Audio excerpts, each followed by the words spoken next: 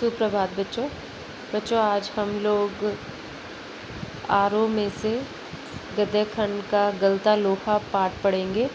ये शेखर जोशी द्वारा लिखी हुई एक कहानी है। हम शेखर जोशी का परिचय पढ़ लेते हैं। अंतर की घुमड़ती वेदना को आंखों की राह बाहर निकाल लेने पर मनुष्य जो भी निश्चय करता है वे भावुक क्षणों की अपेक्षा अधिक विवेकपूर्ण होते हैं। शेखर जोशी, जन्म सन 1932, अल्मोड़ा, उत्तरांचल। प्रमुख रचनाएं: कोसी का घटवार, साथ के लोग, दाजू, हलवाहा, नौरंगी बीमार है, कहानी संग्रह, एक पेड़ की याद, शब्द चित्र संग्रह, सम्मान, पहल सम्मान। पिछली सदी का छठवां दशक हिंदी कहानी के लिए युगांतकारी समय था। एक साथ कई युवा कहानीकारों ने अब तक चली आती कहानियों के रंग ढंग से अलग तरह की कहानियाँ लिखनी शुरू की और देखते ही देखते कहानी की विधा साहित्य जगत के केंद्र में आ खड़ी हुई। उस पूरे उठान को नाम दिया गया नई कहानी आंदोलन। इस आंदोलन के बीच उभरी हुई प्रतिभाओं में शेखर जोशी का स्थान अन्यतम है। पाठ परिचय पढ़ लेते हैं। शेखर जी की कहानियाँ विभिन्न भारतीय भाषाओं के अतिरिक्त अंग्रेज़ी, पोलिश और रूसी में भी अनुदित हो चुकी हैं। उनकी प्रसिद्ध कहानी दाजू पर चिल्ड्रंस फिल्म सोसाइटी द्वारा फिल्म का निर्माण भी हुआ है। गलता लोहा शेखर जोशी की कहानी कला का एक प्रतिनिधि नमूना है। समाज के जातिगत विभाजन पर कई कोणों से टिप्पणी करने वाली ये कहानी इस बात का उदाहरण है कि शेखर जोशी के लेखन में अर्थ की गहराई का दिखावा और बड़बोलापन जितना ही कम है, वास्तविक अर्थ गांभीर्य उतना ही अधिक। लेखक की किसी मुखर टिप्पणी के बगैर ही पूरे पाठ से गुजरते हुए हम ये देख पाते हैं कि एक मेधावी किंतु निर्धन ब्राह्मण युवक मोहन किन परिस्थितियों के चलते उस मनोदशा तक पहुंचता है जहां उसके लिए जातीय अभिमान बेमानी हो जाता है। सामाजिक विधि निषेधों को ताक पर रखकर वह धनराम लोहार के ऑफर पर बैठता ही नहीं, उसके काम में भी अपनी कुशलता दिखाता है। मोहन का व्यक्तित्व जातिगत आधार पर निर्मित झूठे भाईचारे की जगह मेहनत कशों के सच्चे भाईचारे की प्रस्तावना करता प्रतीत होता है, मानो लोहा गलकर एक नया आकार ले रहा हो। तो बच्चों, आज हम जो कहानी पढ़ने जा रहे हैं गलता लोहा, हमें परिचय से ही पता चल गया है कि ये जो कहानी है वो हमारे भारतीय समाज में जो जातिगत विभाजन है उसके ऊपर लिखी हुई कहानी है। आज़ादी से पहले हमारे यहाँ जाति के आधार पर ही शादी विवाह होते थे, बच्चों की शिक्षा दीक्षा, और इसके अलावा लोग एक दूसरे के घरों में भी प्रवेश पहले जाति पूछकर ही किया करते थे।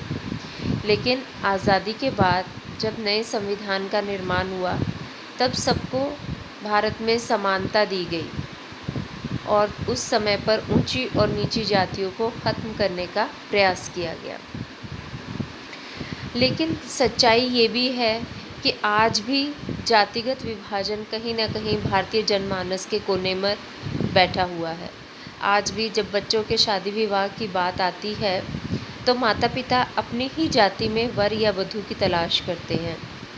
यहाँ तक कि अंतर जातीय विवाह को आज भी भारतीय समाज अच्छी नज़रों से नहीं देखता और बहुत बार हमारे आसपास, बिल्कुल हमारे ही शहर, हमारे ही समाज में हम देखते हैं कि अंतर्जातीय विवाह करने वाले बच्चों के साथ उनके परिवार के लोग अपना रिश्ता ख़त्म कर लेते हैं। ऐसा इसलिए होता है क्योंकि उन्हें लगता है कि ये लड़का या लड़की हमारी अपनी जाति के, हमारे अपने धर्म के, हमारी अपनी भाषा के नहीं है। इस वजह से ये जो चीज़ें हैं हमारे भारतीय समाज में आज भी चल रही हैं। अभी हाल ही में एक सर्वे हुआ था, उस सर्वे में भारतीय जनता से ये पूछा गया था, एक बड़े वर्ग से ये पूछा गया, क्या उन्हें आज भी लगता है कि समाज में ऊंची और नीची जातियां हैं? तो उस सर्वेक्षण में ये पाया गया कि भारतीय जनता ने कहा कि हाँ, ऐसा है।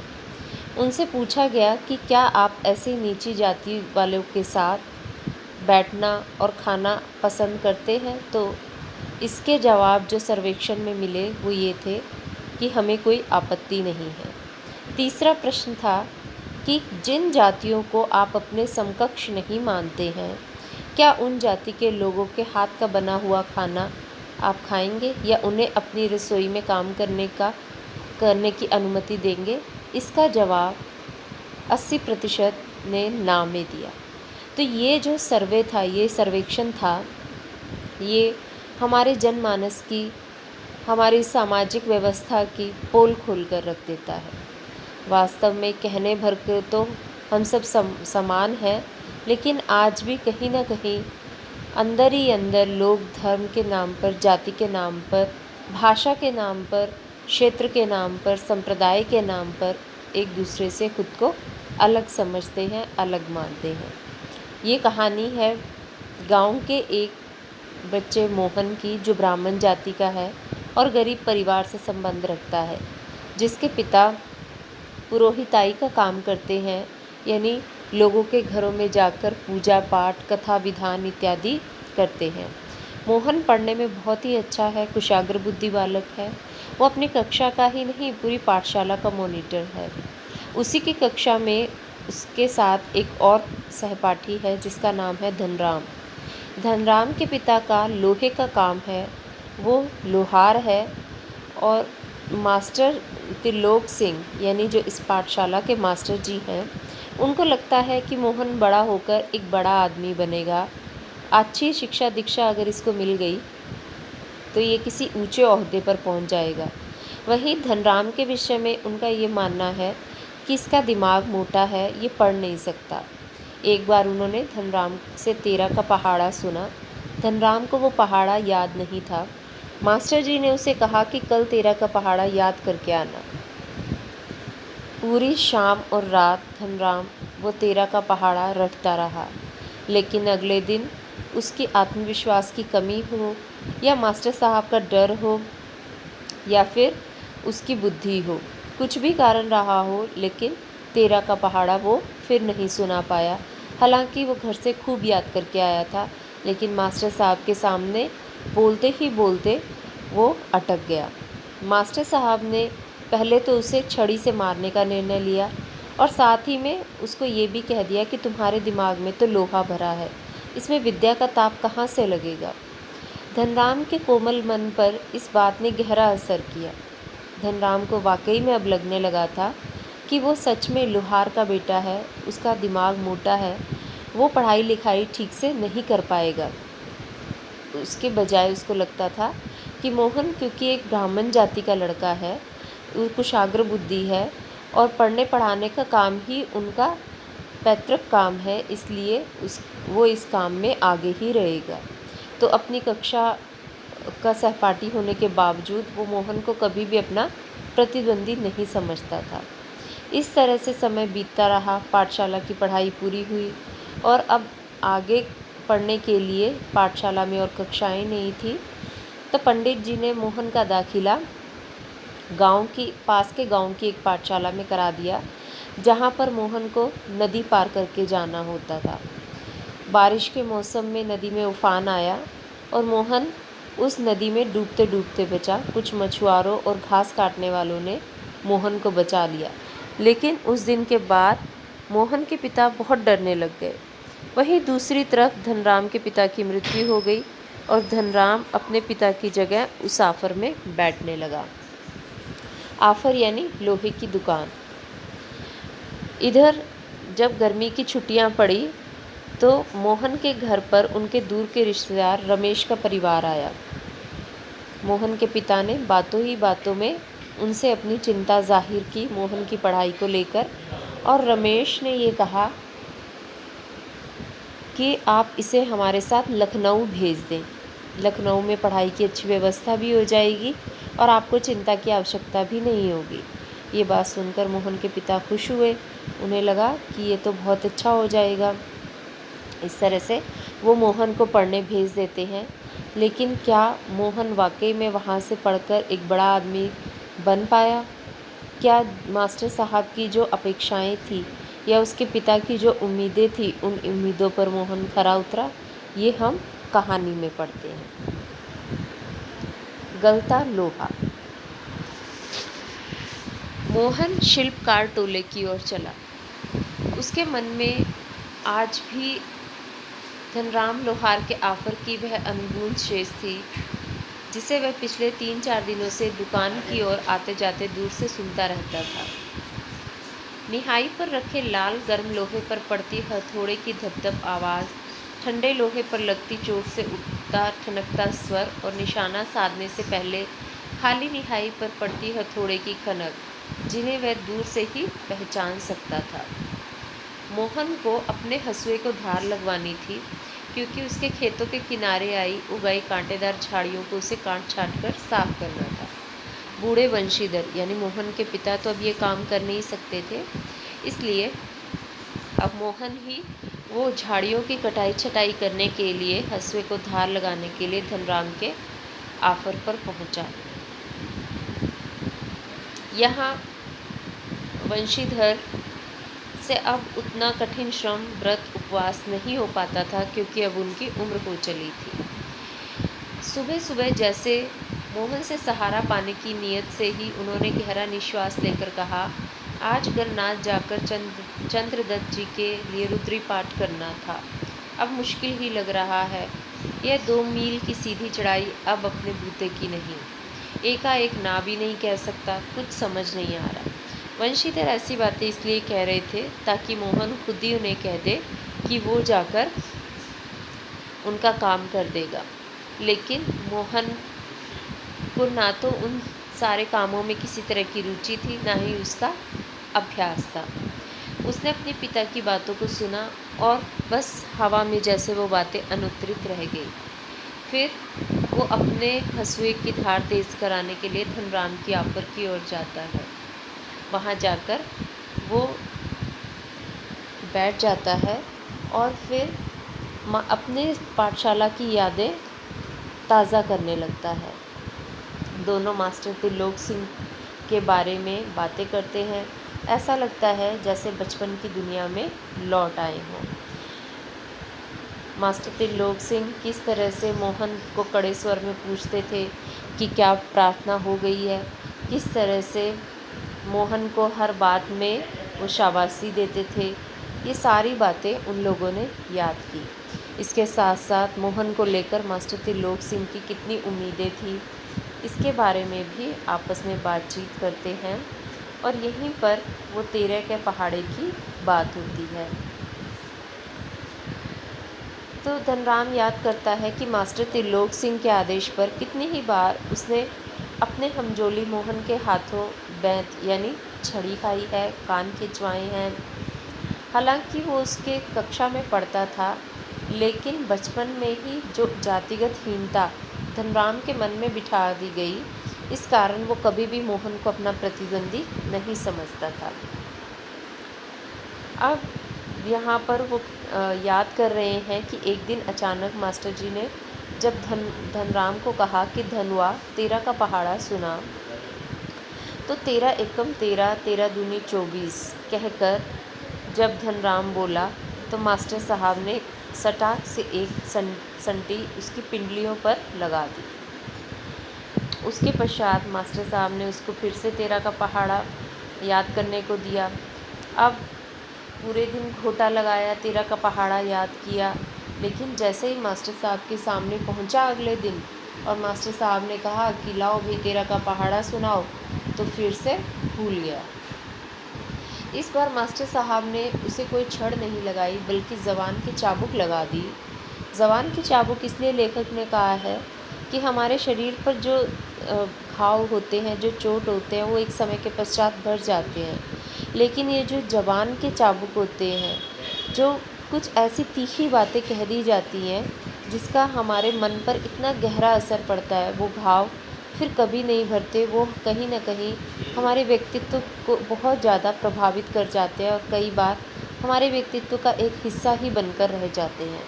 मास्टर साहब ने कहा कि तुम्हारे दिमाग में तो लोहा भरा है, इसमें विद्या का ताप कहाँ लगेगा। और फिर उन्होंने उसको 5-6 दरातियाँ दे दी और कहा कि इसको धार लगा कर लाना। इस तरह से उनकी स्कूलिंग, उनकी जो स्कूल था वो चलता रहा। अब धनराम भी समझ गया था कि वो पढ़ाई लिखाई के काबिल नहीं है। धनराम के पिता का निधन हुआ और वो अपने पिता की दुकान पर बैठने लगा। उसके पश्चात प्राइमरी स्कूल की सीमा लांघने के बाद मोहन का दाखिला पास के गांव के स्कूल में करवाया गया और वहाँ पर बरसात के मौसम में नदी पार करने की समस्या थी। अब क्या करते, अब बच्चे को पढ़ाना भी था और आसपास में कोई पाठशाला और या स्कूल का प्रबंध नहीं था, तो इसलिए उन्होंने वर्षा के दिनों में नदी पार करने की कठिनाई को देखते हुए अपने एक यजमान के घर मोहन का डेरा तय कर दिया। घर के अन्य बच्चों की तरह मोहन खा पी कर स्कूल जाता और छुट्टी होने पर नदी उतार पर होने पर गांव लौट आता। लेकिन एक दिन जब वो नदी पार करके आ रहा था, अचानक नदी का पानी बढ़ गया और फिर ऐसा लगा मानो मोहन अब इसमें डूब जाएगा। वो तो कुछ मछुआरे और घसियारों ने मोहन को बचा लिया।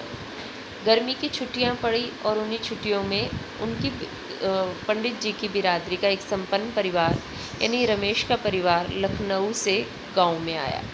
पंडित जी ने उसके सामने मोहन की पढ़ाई को लेकर चिंता जाहिर की और ये सारी बात सुनते ही रमेश ने कहा कि आप मोहन को मेरे साथ लखनऊ क्यों नहीं भेज देते। वंशीधर को तो लगा जैसे साक्षात भगवान ही मिल गए। उन्होंने उनसे और कुछ कहते नहीं बना, वे भावुक हो गए। उन्होंने कहा बिरादरी का यही सहारा होता है। इस तरह से छुट्टियां समाप्त हुई और मोहन अपने बिरादरी भाई के साथ लखनऊ चला गया। लखनऊ आने के बाद उसके जीवन का एक नया अध्याय शुरू हुआ। मोहन ये सोच कर के आया था कि वो शहर में जाकर खूब पढ़ेगा, लेकिन यहाँ तो कुछ अलग ही था।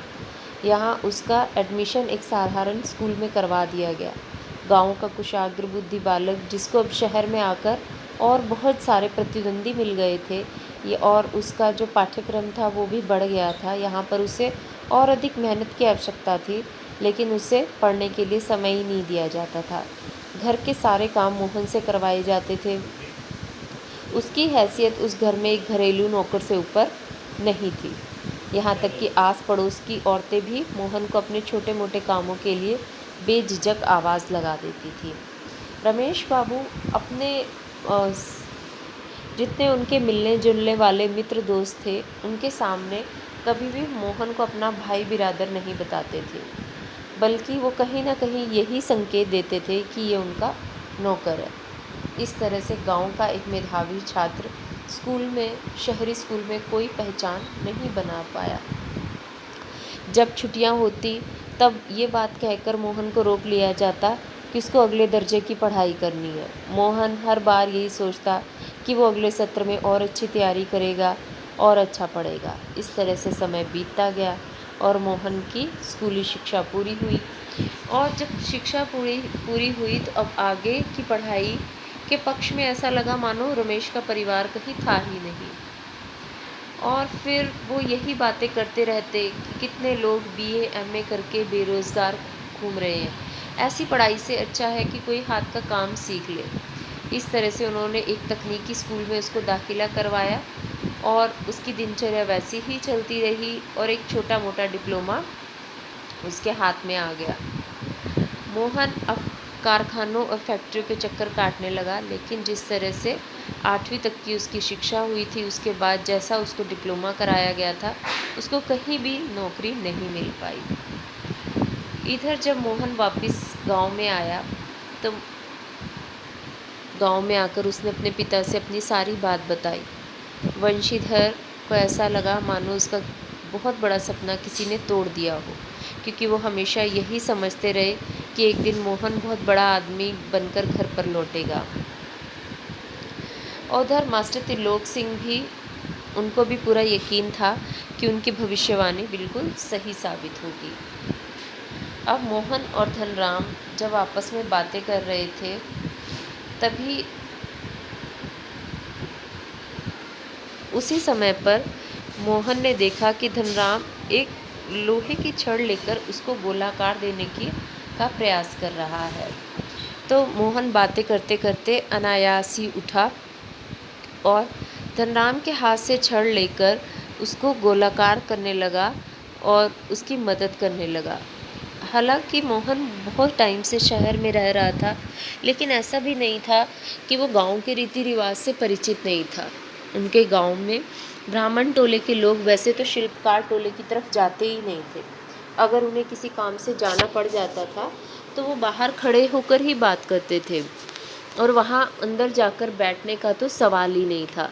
लेकिन जिस तरह अचानक मोहन एकदम उसके दुकान के अंदर गया और उसके हाथ से छड़ पकड़कर और हथौड़ा, मोहन धनराम के हाथ से हथौड़ा लेकर जिस तरह से नपी तुली चोट मारकर अपने अभ्यस्त हाथों से लोहे को दोबारा भट्टी में गर्म करने लगा, ऐसा लगता था कि वो उसके मन के अंदर जो जातिगत स्वाभिमान की भावना थी वो ख़त्म हो चुकी थी। और ऐसा होना स्वाभाविक भी था, क्योंकि मोहन के अपने जात बिरादरी वाले यानी रमेश के परिवार ने जात बिरादरी के नाम पर मोहन को शहर तो ले गए, लेकिन उसके साथ जिस तरह का व्यवहार किया तो मोहन के मन में वो जो सारी स्वाभिमान था वो ख़त्म हो चुका था। तो इसलिए इस कहानी का शीर्षक गलता लोहा रखा गया है, यानी लोहे की तरह कठोर जिस तरह की जातिगत भावनाएं बच्चों के मन में बिठा दी जाती हैं शुरू से ही, अब वो धीरे धीरे गल गया था, उसने एक नया आकार ले लिया था। अब मोहन इस बात को समझ चुका था कि कोई भी जाति ऊंची या नीची नहीं होती, कोई भी काम बड़ा या छोटा नहीं होता।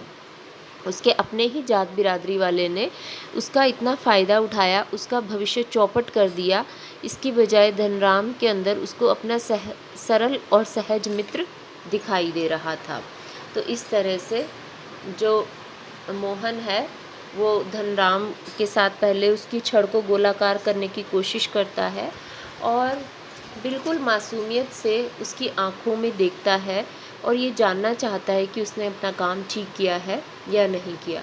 मोहन की आंखों में एक चमक थी, एक सृजक की चमक, जिसमें न स्पर्धा थी न किसी तरह की हार जीत का भाव। तो इस तरह से ये हमारी कहानी पूरी होती है। कहानी के उस प्रसंग का उल्लेख करें जिसमें किताबों की विद्या और घन चलाने की विद्या का जिक्र आया है। या मास्टर त्रिलोक सिंह जब धनराम को